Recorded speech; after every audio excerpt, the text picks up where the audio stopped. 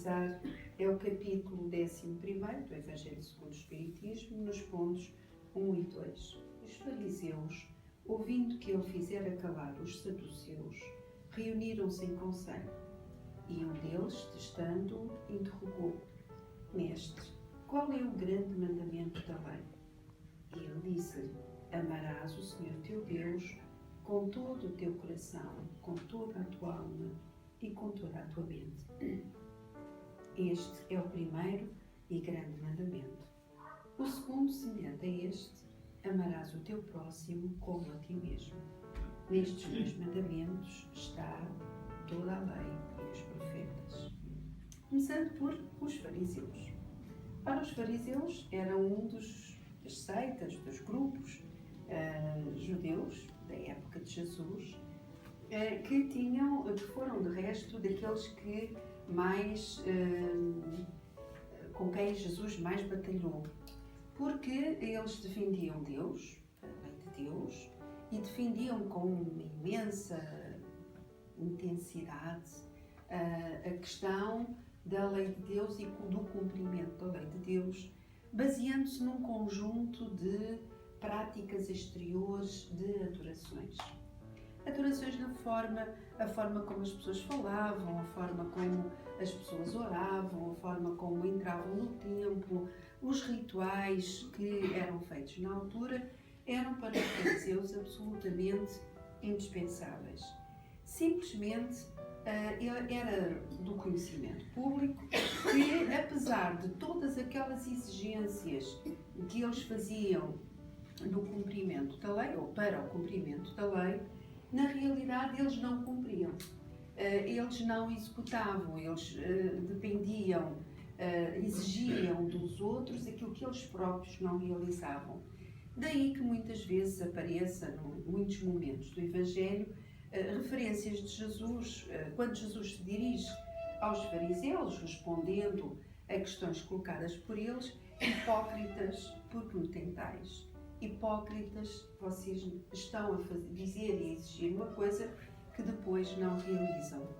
E não é por acaso que os fariseus procuraram durante todo o tempo, sentiram-se incomodados com a mensagem de Jesus e por isso sentiram-se confrontados com a sua própria realidade, com a sua própria hipocrisia, daí que tenham sido aqueles que mais se mobilizaram para depois ter acontecido a crucificação.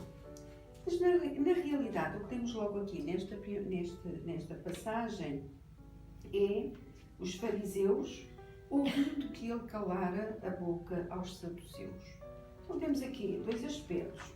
Primeiro, esta passagem é um diálogo entre Jesus e os fariseus, mas os fariseus intervieram porque antes tinha havido um diálogo com os saduceus. E quem eram os saduceus? Era uma outra seita judia que tinha de comum com os restantes judeus a crença em Deus. Tudo bem, eles acreditavam em Deus.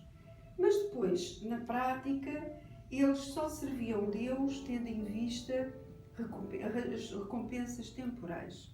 Isto na leitura que podemos encontrar logo na introdução do Evangelho segundo o Espiritismo. Kardec faz uma abordagem de um grupo grande da história, uma abordagem histórica do tempo de Jesus. Os saduceus não acreditavam na imortalidade, nem na ressurreição, nem nos anjos bons ou maus. Acreditavam em Deus, mas não esperavam nada após a morte. Eram, no fundo, diz-nos Kardec, que eram os materialistas, os deístas e os sensualistas da época e funcionavam como um grupo político de oposição aos fariseus. Aqui já começamos a sentir as condições em que se estabeleceu este diálogo dos fariseus com Jesus. Os saduceus antes tinham abordado Jesus, já vamos ver sobre o que tema.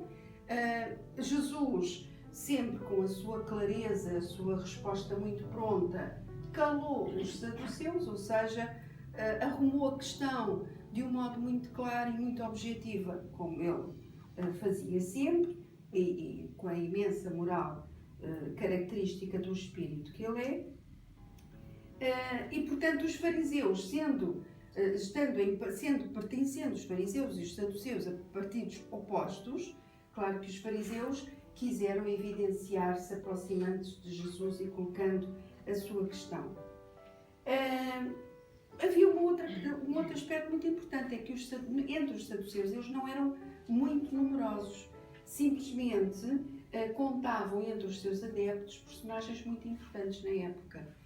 E, portanto, esse partido em oposição aos fariseus, que eram extremamente poderosos, era ali uma luta quase de poder entre dois grupos e que queriam, de certo modo, quer um quer outro, evidenciar-se no contacto com Jesus.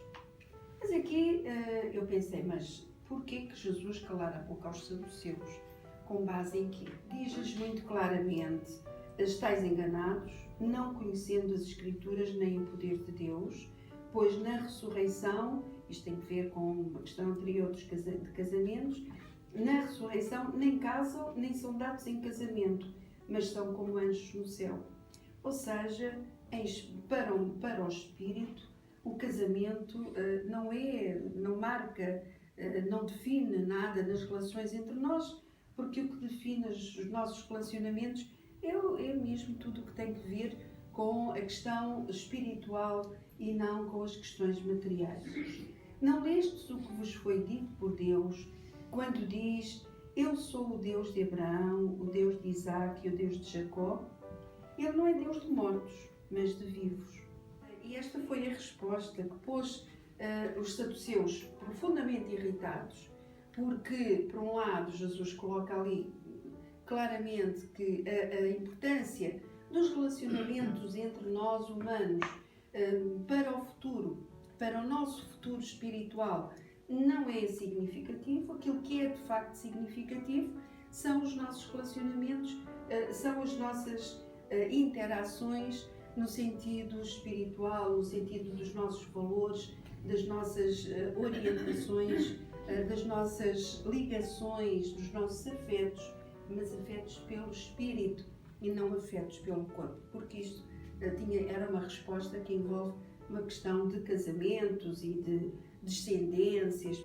Aqui a questão é, então, afinal de contas, os saduceus que queriam sobrepor-se e colocar a Jesus quase uma rasteira, afinal vamos lá ver como é que respondes a esta questão, e Jesus até lhes demonstra que eles nem sequer conhecem as Escrituras, não conhecem os textos dos profetas antigos.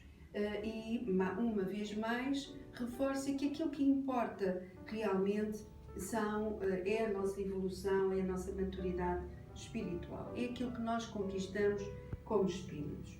E é neste contexto que logo a seguir os saduceus recuaram muito aborrecidos, porque Jesus inclusivamente fez-os sentir que eles não conheciam as Escrituras e que para Deus o que importa é a nossa essência e a nossa evolução espiritual. Os fariseus aproximam-se nessa altura. E tal como Mateus nos conta, e um dos fariseus, testando, coloca-lhe então a questão: mestre, qual é o grande mandamento da lei? Ele tinha acabado de estar a chamar a atenção aos saduceus que eles não conheciam a lei, e era uma obrigação. Todos os judeus, independentemente de pertencerem a uma facção, a uma seita ou a outra, todos tinham como base da sua crença e dos seus estudos o conhecimento do Antigo Testamento, de todos os textos escritos pelos profetas anteriores. O fariseu, só para testar Jesus, então estás a dizer que eles não conhecem as Escrituras, mas então qual é o grande mandamento da lei? Estás a falar, será que tu sabes qual é o fundamental do mandamento, da lei de Deus?